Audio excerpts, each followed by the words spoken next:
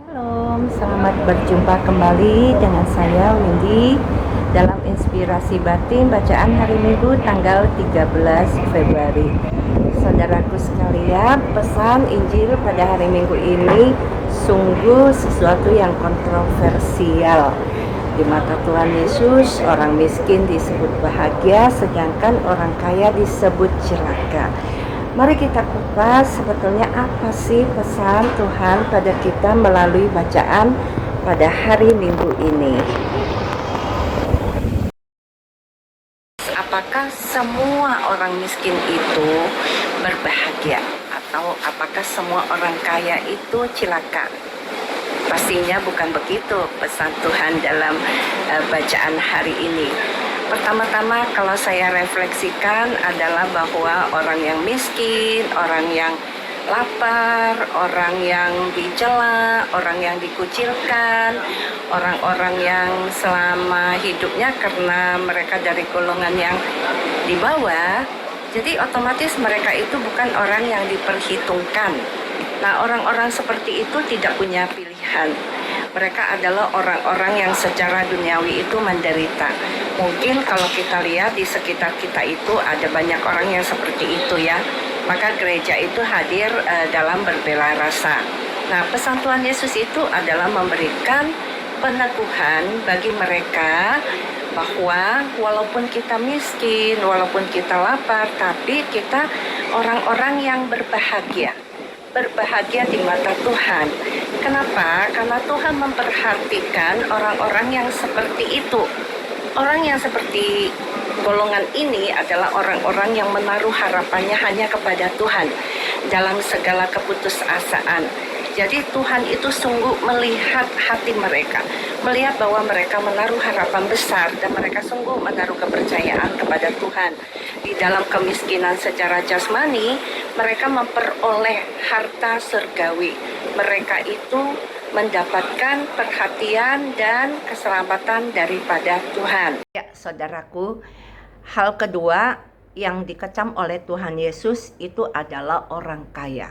Golongan orang kaya yang sangat puas dengan urusan kekayaannya. Mereka disebut kenyang, mereka boleh tertawa, dan mereka itu sudah dipuji. Nah, orang ini sudah menikmati semua kepuasan duniawi dan bisa mengandalkan segala sesuatunya karena mereka kaya. Mereka tidak membutuhkan lagi atau peduli dengan hal rohani. Jadi mereka tidak mengandalkan Tuhan dan mereka tidak membutuhkan Tuhan.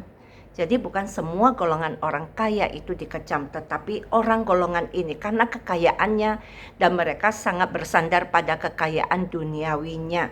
Nah, orang seperti inilah yang dikecam oleh Tuhan Yesus yang disebut dengan celaka. Karena ketika mereka hidup, mereka sudah menerima semua upah dari kekayaan dia. Tetapi mereka melupakan bahwa hidup itu tidak hanya di duniawi saja.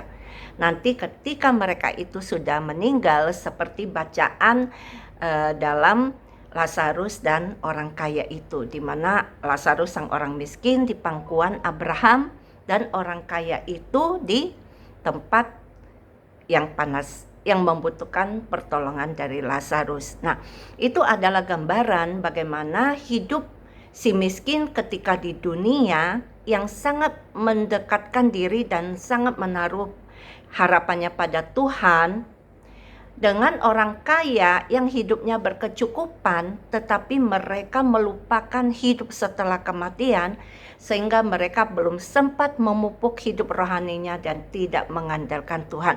Nah, dua hal ini memang sangat kontras dalam pengajaran Tuhan Yesus pada perikop ini. Kontras sekali, yaitu berbahagialah kamu orang miskin, orang lapar, orang menangis, orang dianiaya, karena kamu akan mendapatkan upahmu di surga, ya. Dan kemudian celakalah kamu yang kaya, kamu yang kenyang, kamu yang tertawa, kamu yang dipuji. Nah, apa pesan bacaan hari ini buat saya dan Anda? Kalau hari ini saya ada di dalam golongan yang orang miskin, orang yang menangis, orang yang dianiaya, orang yang dicela, maka saya punya harapan. Saya tidak usah terlalu menangisi segala kemalangan saya, karena saya yakin dan percaya bahwa hidup saya itu akan bahagia bersama Yesus, dan saya akan lebih mendekatkan lagi dan bergantung kepada Tuhan. Dan bagaimana kalau hari ini saya ada di golongan orang kaya?